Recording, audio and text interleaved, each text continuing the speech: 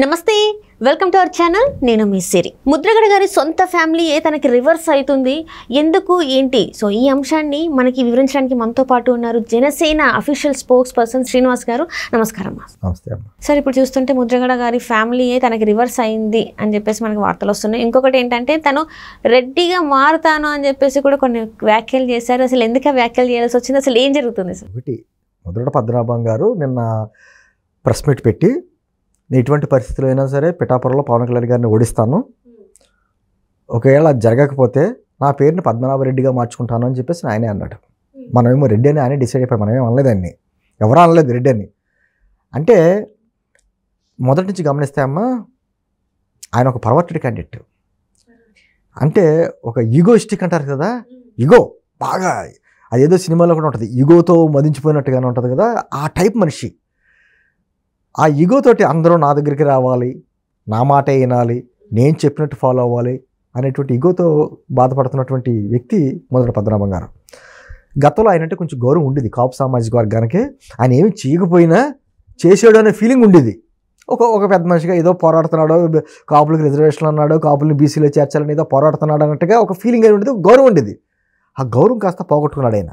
ఎందుకంటే అది ఆయన స్వీకృతాపరాధం, ఎవరు అతను ఏమనలేదు, అతనికి అతనే. అతను జనసేనలో రావడానికి కూడా ట్రై చేసాడు. అవును సార్. అతను ఏంటి, పవన్ కళ్యాణ్ గారు మా ఇంటికి రావాలి, ఆయనే మన పవన్ కళ్యాణ్ గారికి ఈనాడు పవన్ కళ్యాణ్ గారే మా ఇంటికి రావాలి, మా ఇంట్లో నీ పెట్టిన ఉప్మా తినాలి, కాఫీ తాగాలి అని. అంటే ఈగో సాటిస్ఫాక్షన్ అప్పుడు అవుద్దన్నమాట. చాలామంది కూడా అందరూ కూడా ఏమంటే పవన్ కళ్యాణ్ గారు అంత ఇదిగా కష్టపడుతున్నాడు కదా, అంత పోరాడుతున్నాడు కదా, అతనికి మద్దతుగా మీరు మద్దతు ఇవ్వచ్చు కదా అంటే నా దగ్గరికి ఎప్పుడు రాలేదు. మనం వెళ్ళాల్సింది వెళ్ళి తనే రావాలని కోరుకుంటాడు ఆయన. అతని మనస్తత్వం అటువంటిది. సరే, పవన్ కళ్యాణ్ గారు ఇటువంటి తాటాకు చెప్పులకి లేకపోతే ఇటువంటి లెక్క చేసే వ్యక్తి కాదు. ఎందుకంటే ఇటువంటి వ్యక్తులను చూసి పార్టీ పెట్టలేదు ఆయన. అయితే ఆ ఈగో దెబ్బతింది. సరే, దెబ్బతింది. మరి నువ్వు వైసీపీలోకి వెళ్ళావు, వెళ్ళండి, గుడ్, నీ సొంత నిర్ణయం. వైసీపీకి వెళ్ళినా ఎవరు కాదంట. కానీ వైసీపీకి సంబంధించిన జగన్మోహన్ రెడ్డి గారే మీ ఇంటికి రాలేదే, నువ్వు పెట్టిన ఉప్మా తినలేదే, మరి ఎందుకు నువ్వు వైసీపీలోకి వెళ్ళావు? పాయింట్ 1. 2, మాట్లాడితే నేను కాపు సామాజిక వర్గానికి ఏదో పెద్ద దిక్కు కింద, గతంలో కంచాల గరిటెలకు పెట్టి ఏదో కాపులు రిజర్వేషన్ సాధిస్తానని చెప్పి యుద్ధం చేసావే, మరి ఈ రోజున ఏమైపోయింది? జగన్మోహన్ రెడ్డి గారు పరిపాలించినటువంటి 5 సంవత్సరాల టైంలోని ఎందుకు నీ నోరు పడిపోయింది? ఒక్కసారి కూడా మాట్లాడలేదు, లెటర్లతో ఎందుకు సరిపోయింది? పోనీ ఈ రోజైనా జగన్మోహన్ రెడ్డి గారు ఏమైనా కాపులకు రిజర్వేషన్ ఇస్తానని చెప్పేసి హామీ ఇచ్చాడా? ఇవ్వలేదే. పైగా అతను స్వయంగా తూర్పుగోదావరి జిల్లాలోనే కాపులకు రిజర్వేషన్ ఇవ్వడం సాధ్యం కాదని తనే చెప్పాడు కదా బహిరంగంగాను. మరి ఏం చూసుకుని నువ్వు వైఎస్ఆర్ కాంగ్రెస్ పార్టీలోకి వెళ్ళావు? ఈ ప్రశ్నలకు కాపు సామాజిక వర్గానికి సమాధానం చెప్పాలిగా. అంటే కేవలం చంద్రబాబు గారి మీద ఉన్నటువంటి వ్యక్తిగత ద్వేషంతో నువ్వు అక్కడికి వెళ్ళావు. వెళ్ళావు. పవన్ కళ్యాణ్ గారిని ఎందుకు ఓడిస్తానంటున్నావు? పవన్ కళ్యాణ్ గారు ఏం చేశాడని చెప్పి నువ్వు ఓడిస్తానంటున్నావు? అంటే పవన్ కళ్యాణ్ గారు మీ ఇంటికి వచ్చి ఉప్మా తినలేదని చెప్పేసి నువ్వు పవన్ కళ్యాణ్ గారి మీద కక్ష కడతావా ఈ రోజుని? లేకపోతే చంద్రబాబు గారు వీళ్ళకి కలిశారు కాబట్టి కక్ష కడతావా? ఇవన్నీ కాపు సామాజిక వర్గానికి సమాధానం చెప్పాలిగా. నువ్వు ఎందుకు వెళ్ళావన్న కారణం చెప్పాలి కదా. ఈ రోజుకి పోనీ చంద్రబాబు గారు కేంద్రం ఇచ్చినటువంటి ఈడబ్ల్యూఎస్ రిజర్వేషన్లో 5% కాపులకు ఇస్తానని చెప్పి అన్నాడు. ఆ 5% కూడా ఇవ్వలేదు కదా జగన్మోహన్ రెడ్డి.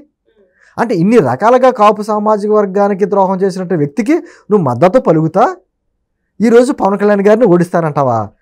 అంటే పవన్ కళ్యాణ్ గారు ఏం చేశాడని? పాపం పవన్ కళ్యాణ్ గారు సొంత డబ్బు తీసుకొచ్చి కౌలు రైతులకు ఇస్తున్నాడు, అందుకని ఓడిస్తానంటున్నావా? తన సొంత ఆస్తులు కూడా అమ్మేసుకున్నారు కదా ఇక్కడ హైదరాబాద్. అంటే ఒక విధమైన ఎటువంటి అవినీతి మచ్చ లేకుండా ఆఖరి కరోనా టైంలో తన సొంత డబ్బు ఆంధ్రప్రదేశ్ ప్రభుత్వానికి 50 లక్షలు, తెలంగాణ ప్రభుత్వానికి 50 లక్షలు, కేంద్ర ప్రభుత్వానికి ₹1 కోటి ఇచ్చాడు. ఏ రాజకీయ నాయకుడు ఇచ్చారా? నువ్వు ఇచ్చావా? ₹1 ఇచ్చావా నువ్వేమన్నా? కానీ అటువంటి సేవ చేస్తున్న వ్యక్తిని ఓడిస్తానంటానికి ఎందుకు ఓడిస్తానంటున్నావు? మాట్లాడితే గతంలో కూడా మాట్లాడావు, నేను చేసిన పోరాటాలకి రెడ్లకు సపోర్ట్ చేశారు అని చెప్పేసి మాటలు కూడా మాట్లాడావు. నువ్వు రెడ్ల దొడ్లో పాలేరుగా పనిచేసుకో, ఎవ్వరూ కాదనరు. నీ మనస్తత్వం పాలేరు మనస్తత్వం చేసుకో. కానీ నువ్వు చేసే విమర్శలు, నేను అంటుంది ఎలా తయారాడంటే ముద్రగడ కాపు సామాజిక వర్గానికి సెగ్గడ్లా అంటాడు. ఎందుకంటే ఆ సెగ్గడ్ చిదిగిపోయేదాకా బాధ పెడతా ఉంటుంది. చిదిగిపోతేనే మనశ్శాంతిగా ఉంటుంది. ఈ రోజున కాపు సామాజిక వర్గానికి ఏమీ చేయకపోగా నువ్వు అన్ని పదవులు అనుభవించావే. అన్ని పదవులు అనుభవించినప్పుడు ఏ రోజు కాపు సామాజిక వర్గం నీకు గుర్తు రాలేదే? సరే, నీకు వెనకాల ఏదో కాపు సామాజిక వర్గం అంతా నీ వెనకాల ఉన్నట్టుగా బిల్డప్ ఎందుకు? 3 సార్లు ఓడిపోయావు. అదే కాపు సమాజ వర్గం మెజార్టీగా ఉన్న నియోజకవర్గాల్లో పోటీ చేసి 3 సార్లు ఓడిపోయిన వ్యక్తివే నువ్వేదో రాష్ట్రంలో ఉన్న కాపు సామాజిక వర్గం అంతా నా వెనకాల ఉన్నట్టు పవన్ కళ్యాణ్ గారిని ఓడిపోయావు. నువ్వు వెళ్ళి ఒకసారి పిఠాపురాన్ని ప్రజల్లో తిరిగితే ఆ మాట మాట్లాడు. ఎందుకంత గట్టిగా అయినా ఖచ్చితంగా పవన్ కళ్యాణ్ గారు ఓడిపోతారని అంత ధీమా వ్యక్తం చేస్తున్నారు? అది ధీమా కాదండి, అది భయంతో అరిచే అరుపులు. అది ధీమాతో చేసే అది కాదు, అవి భయంతో అరిచే అరుపులు. అంటే అతనికి ఈగో చల్లారట్లేదు. నిజంగా పవన్ కళ్యాణ్ గారు కానీ ఆ రోజున సరే తన తగ్గించుకుని మొదటి పద్మ గారి ఇంటికి వెళ్ళి కాసేపు ఉప్మా తినుంటే అతను ఈగో సాటిస్ఫై అయిపోతుంది. ఇప్పుడు తిరిగి ఓడైనా అంటే కేవలం ఈగోతో చచ్చిపోతారు కొంతమంది. అటువంటి వ్యక్తి మొదటి పద్మనాభం. ఈ రోజున కాపు సామాజిక వర్గానికి ఎంత దారుణమైనటువంటి ద్రోహం చేసినటువంటి వ్యక్తి.